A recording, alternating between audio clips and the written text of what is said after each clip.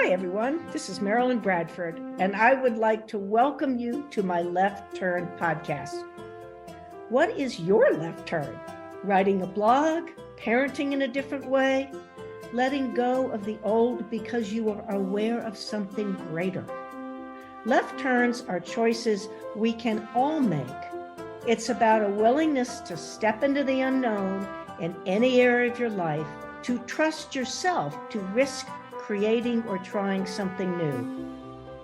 It's about letting your true uniqueness shine. The greatest people who have lived, artists, statesmen, writers, explorers, musicians, have all been people willing to turn left. What capacities do you have that you have not acknowledged? What would your life and the world be like if you were willing to turn left? Welcome, everyone, to this episode of the Left Turn podcast. And today I have this joyful being, Cara Wright, who has been an inspiration in helping others and being there and changing and doing all kinds of cool things. Thank So you. welcome. Thank Glad you. to be on. It's my pleasure. I'm going to read a little information, which my computer put out at about 8. I don't know what you call those things. So I have my glasses on. Cara Wright is an Access Consciousness and Access X-Men certified facilitator. She empowers people to know what they know about energies, their unique talents, abilities, and capacities. She assists people to be more aware of what energies are limiting them, what energies create expansion for them, and how to weave the energies of expansion into what they would truly like to create. I really love that. I've never heard it put that way. Through this work, this is from Cara, I have discovered abilities and capacities that are so far beyond anything I thought possible. I have developed energetic muscles of creation, and I am so excited to assist others to develop theirs. I have more of me, and that is what is truly possible now that I ever have. Awesome. Thank you. I can take off my glasses. Thanks for reading that.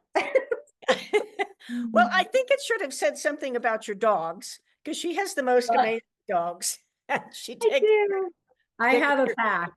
She has a pack. She Yes. has a pack. And I have had a lot of dogs. In fact, I'm starting a new project called Worry Less, Wag More.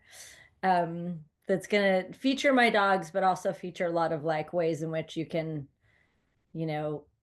stay true to who you are and what you need for because any sort of thing you get into, whether it's like being a parent or having dogs or, anything like that, there's always so much information in the world of what you should and shouldn't be doing that it's really hard to like remain like clear and present with what works for you, what works for me, for my dogs.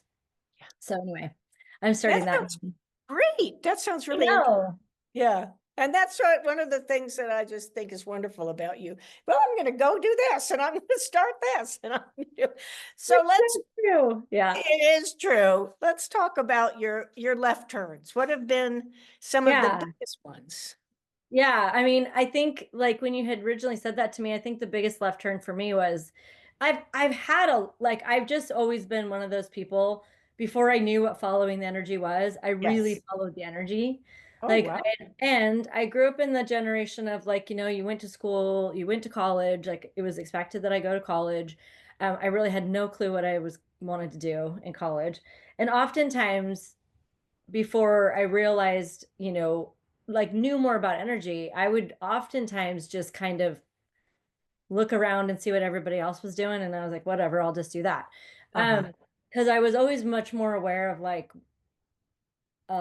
the environment around me than I was really aware of like what I desired to do. Is almost like that was way louder to me than I like what I wanted to do. And I really just, I think if there's a general theme in my life, I really just wanted to help people. And I've always been really sensitive and aware of when people are hurting or there's something going on that could be changed to be better or greater.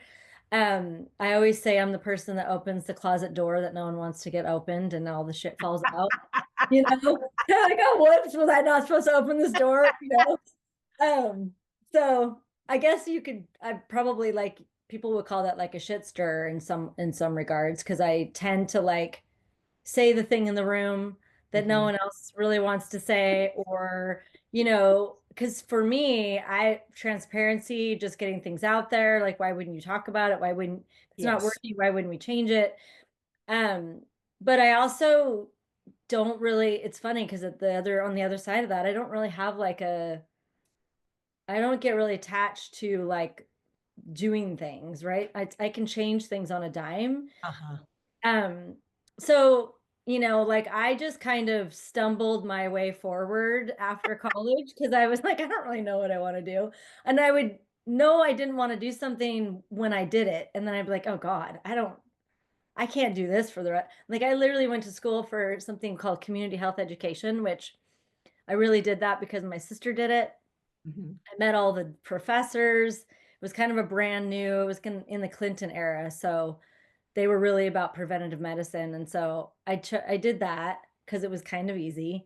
And then I got done. I went to my internship and I was like, oh my God, I can't do this for the rest of my life. So that was that. So then I got done with college and I was like, well, um, and so then, I like worked at some different jobs and I ended up finding again, like, so this would have been a left turn. I was just looking in, I was a gymnast for a really long, like all my I growing didn't up. know that. Wow. And so when I got out of school and I stopped doing gymnastics, my body had a lot of like, that was really tough on my body because gymnastics is a very specific way of training your body. And when you're not doing that, I ended up having a lot of back pain and things. And so I personally was starting to do yoga. And back then, yoga, there was like two books on the market. Right. Yoga. This is the other thing that's funny about me. I always choose the thing that no one knows what the hell it is when I choose it. But then like fast forward 5 to 10 years later, and it's like, oh, it's this, everybody knows what that is. Oh, wow. So I was getting into yoga, and I had gotten a Yoga International, I think it was, or Yoga Journal, one of those magazines. And at the very back of it, there was a tiny little like ad for a woman in Seattle, which is on the other side of the state that I live. And she was, um, doing prenatal yoga classes. So she was a labor and delivery nurse that had retired, and she had developed this form of doing prenatal yoga, which again, yoga was really new, but doing prenatal yoga was Right. really new. I've always said I'm like the redheaded stepchild. Like I will pick the most strange thing, and most people are like, why? My family's just gotten used to it because they're like, why would you do that? I'm like, I don't know, just doing it. But I really love that. And so for, I don't know, 15 years growing up, like I taught prenatal and postnatal yoga. So I worked with moms and babies. Um, and that kind of naturally flowed me into becoming a doula, which I didn't know what a doula was. I mean, doula is a very, like, most people will know what that is now. If we had talked Yes. about it 20 years ago when I was doing it, Yeah. no No, one no, friggin' knew what a no doula was. idea. There were no doulas that existed.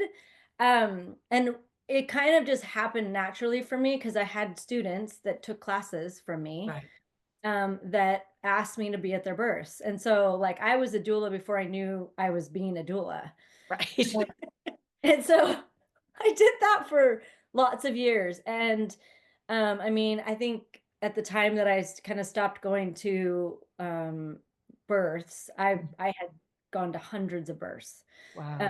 so that was a huge part of my life. And at the same time, I was also newly married and like in that process of like wanting to create a family. Like I totally had the whole like I'm gonna get married, I'm gonna have kids, I'm gonna do all this. Well, for me, it didn't happen. And so as I was a doula and as I was teaching prenatal yoga and I was around all these moms and babies, I was experiencing infertility, which Oh, was horrible. yeah. I was pretty okay for a period of time. Like I made it for a couple years actually, just having a really good attitude, educating myself of all different kinds of things, trying everything I could try to have it happen. And it just over time, because it was like after at the end of when I just finally said, forget it. actually I found access bars. Mhm. That was the left turn that really changed everything for me. Because by the Mhm. time I found bars, I had been trying to get pregnant for 6 years. I had Wow. created a life that was all about I'm married now, we're gonna have kids. Mhm. I really didn't have any other sort of like aspirations beyond that. And everything I was doing was around moms and babies. So it was really intense. And I didn't really share there's so many people that probably took classes for me that they didn't know that I was Mhm. experiencing because I didn't want to put that on people. And people, Right. it's uncomfortable when people know you're going through something like that. Mhm. So I was really private about it. And I really started to struggle, and I started to try to do all different kinds of things. Like I tried to do EFT. What happened for me is like I became super anxious. Uh, Mm. I started having like panic attacks often, like often. And I really started to just evolve. Like my husband and I had been together for years. We had, a really lovely marriage. And I was actively at that point destroying my marriage because I had put so much, like I was so in the space of like, he deserves something greater than this. Like I put it all on Mhm. myself. It was all my fault, and he shouldn't be stuck with me, even though he really didn't. My husband is the most, like, if I don't have a point of view, he really doesn't have one. Wow. He's the most like supportive, like he's fine and he would have been fine. But I had created this whole thing in my world. And so I had tried so many different things, just like acupuncture and, you know, therapy and EFT and I mean hypnosis. I mean, I tried everything. And a friend of mine who was somebody who was doing EFT, she sent me a short video of Dane Hare talking about the bars. I think it was Mm. like a 5-minute video. And I really had reached a point where I was like, I didn't know how to get off of the wheel. Because in Yeah. my world, I was like, if I don't achieve the goal Yeah. of getting pregnant, what the hell am I going to do? Like there was no future for me. I couldn't tap into a future. Um, and at the same time, I was having like really intense panic attacks, like sometimes daily.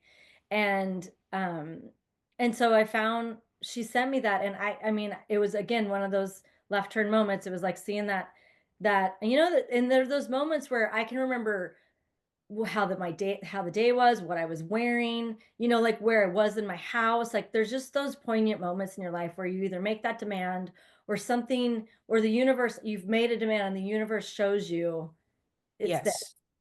And Yes. so I just knew, like I had never had my bars run. I had never heard of access consciousness. I had never heard of any of this. And I saw the video and I was like, I'm gonna go do that. And so I immediately looked up online, and there happened to be a class, a bars class and a foundation class in Seattle again, and I just signed up for it. And I nothing has been the same since.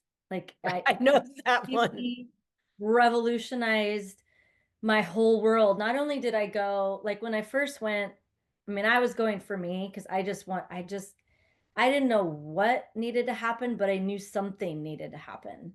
Mhm. And so I went to my first bars class. It blew my mind. I was super thrilled about, I mean, and I went to bars class and foundation, which was like really like, what the hell? But Yeah. I have always been a seeker person. Like this bookcase behind me, like I read, I mean, I could have been like a theologian. You know how they have people that go to school to become like,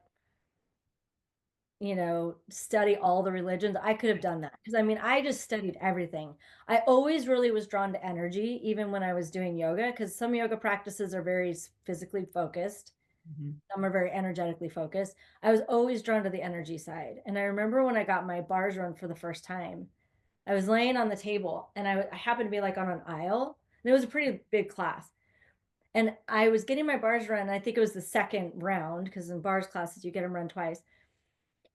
And I could perceive people like walk up, walk by me, and walk away. And I could tell that they were different energies. And it was the first time where I started to really realize that I actually could perceive energy, even though I'd read a bazillion books about it, even though I had like hoped and wished that was true. And all, I mean, like when I say that I did everything, like there were different psychics that I talked to. There was this amazing man. His name was Walter Machikin, and he had this book called Spirit Babies, which, for anyone who's trying to conceive, it's such an amazing book. But it's all these stories of where he would connect people to the energy, to the being that was coming to be their child, and then they would get pregnant, which, of course, that didn't actually happen for me. So that just added to my judgment of me. Like I was, and I know, Marilyn, you speak so eloquently about how judgment is one of the addictions that we have.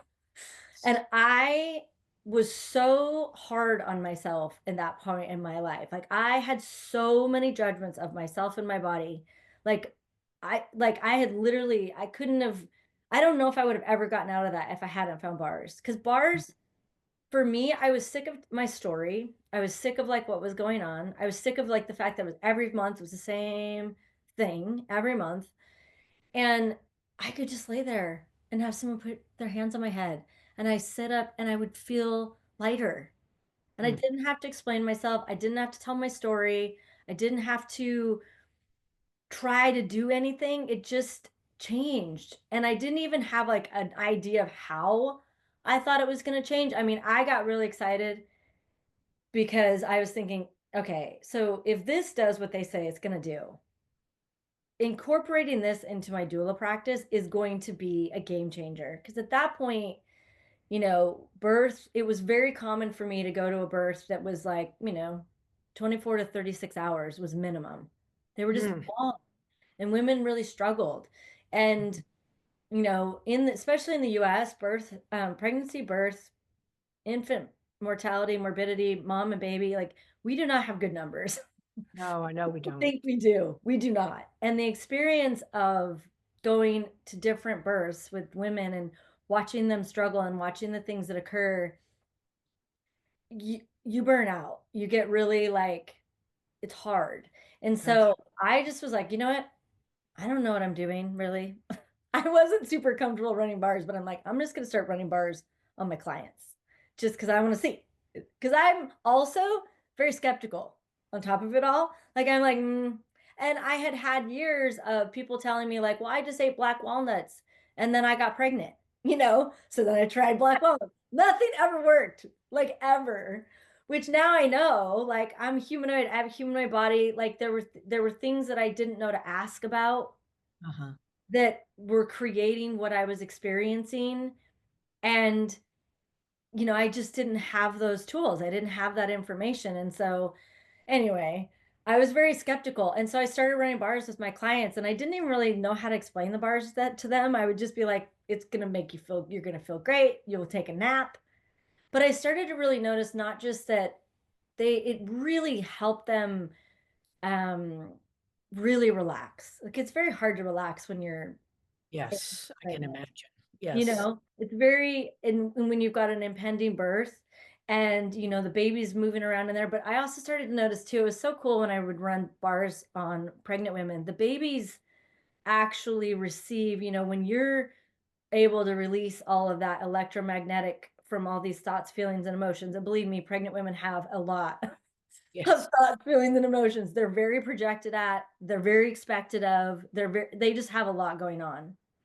And the babies would just start to move, when I was doing the bars on them and not, on the moms. And it was such a cool experience. And I just didn't know what to expect. So it was this very cool, like time period where I was like, I'm just going to see how this goes.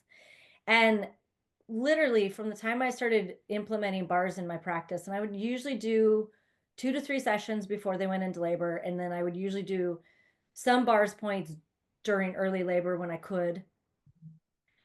And I didn't attend a birth that was over 12 hours after that.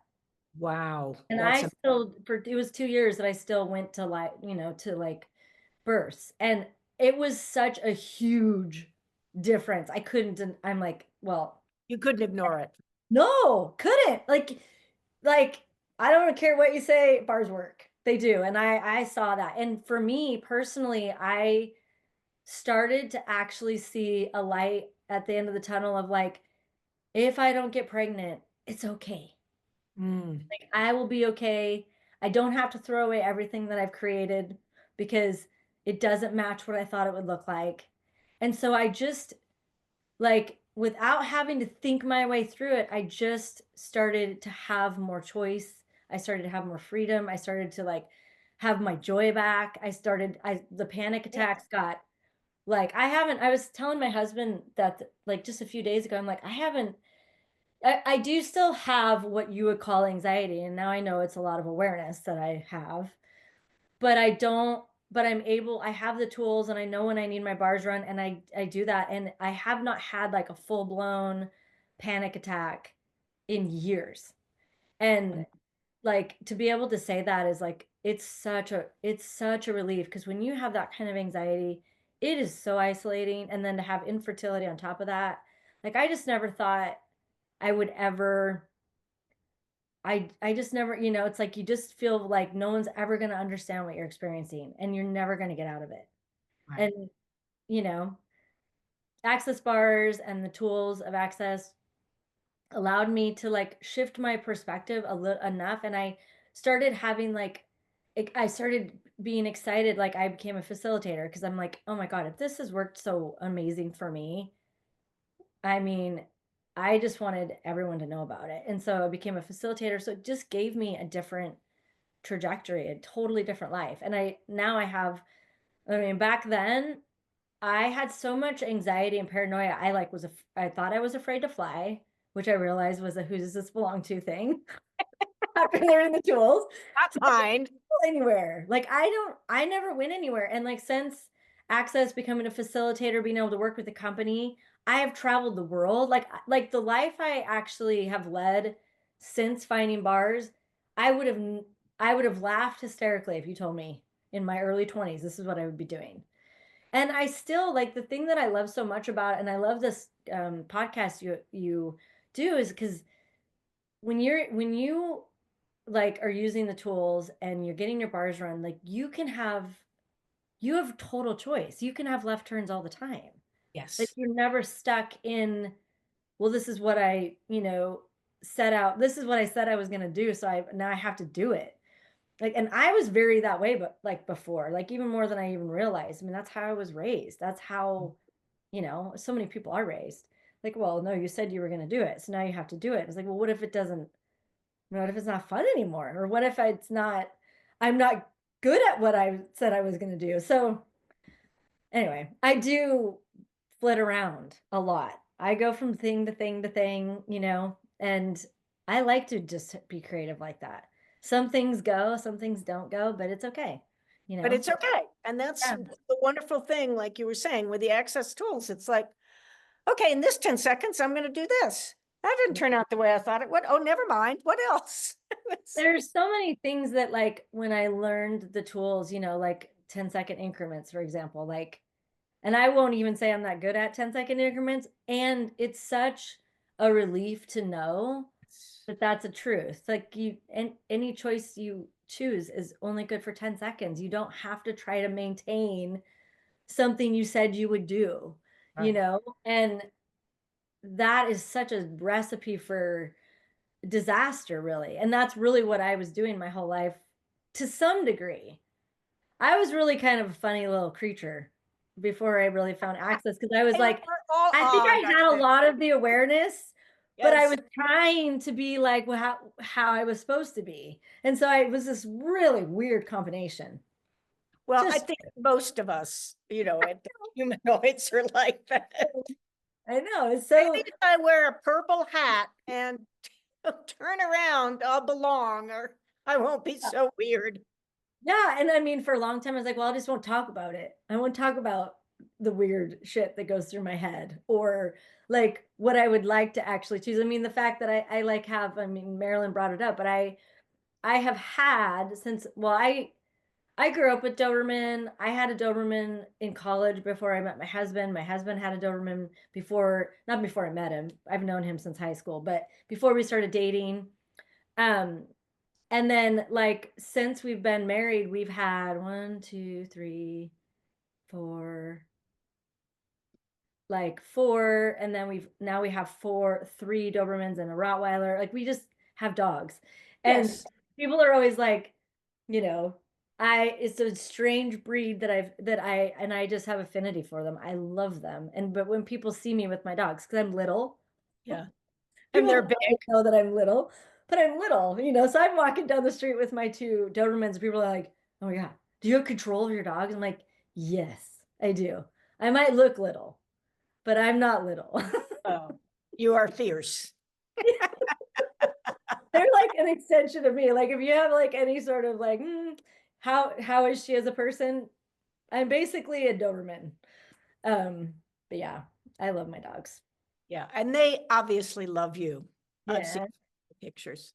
And there's been amazing, I've had, because Dobermans are a breed that don't live a really long time, and they can, and we've had Dobermans that we've lost, and those are other left turns. I mean, and every time like something like that occurs, I'm so grateful to have bars and to have the tools. I mean, my husband and I, since COVID, before COVID, I was traveling a lot, and I would see like a lot of my friends that I know from Access, and we would do a lot of trades and body presses and all of that things. And there was people in town that I would trade with, but once COVID happened, me trading with people kind of went away. And Randy and I traded sometimes, um, but like I don't know how long into COVID, I just was like, I have to have my bars run. Like We so we have to do every something. yeah, every Sunday we do, that's kind of our thing. We do bars and Bloody Marys on Sundays. Bars and Bloody Marys. Now Bars that's a and Bloody concept I Marys. might be able to get behind. Exactly. And depending on what time of year, it's either football or golf or whatever, but it's just really like our time to it just I don't even know how to describe it, how it creates for us, but it just helps us not get under each other's skin. And because when you're cohabitating and living with someone, you can love them as much as like, but you're still cohabitating with someone, Yes. and so it's just always like, okay, we definitely need to trade bars this week, and we notice if we don't. And so to have that as something that we can just pull out when we need to, or, at this point, it's just kind of something we do. So Well, thank you so much. That was really interesting. I didn't know all that stuff about being a doula and all of that. I know I'm just a mystery, aren't I, Marilyn? You absolutely. And that's what I I love always about this say, podcast. Yeah. yeah, yeah. I No, I know. love that. I always say I'm an enigma wrapped up in a puff of smoke. Like most people don't get it. It's fine though. Yes. So thank you. Thank you. Thank you so much for joining this episode of Left Turn. I wonder what embracing left turns could create in your life. What magical possibilities might show up. Remember, when you choose left turns, you are joining a group of the most creative and brilliant people the world has ever known.